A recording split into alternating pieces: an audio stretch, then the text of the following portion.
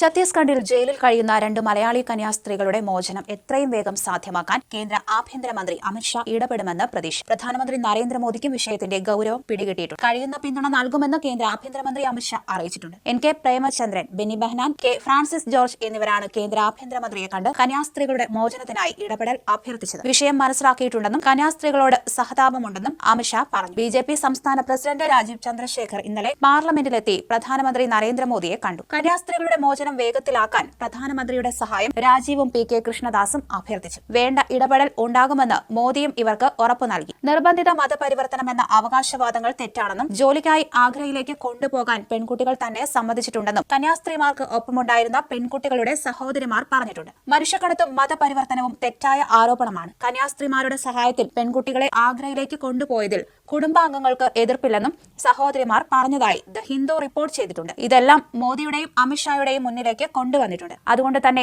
വേണ്ട ഇടപെടൽ ഉണ്ടാകുമെന്നാണ് പ്രതീക്ഷ.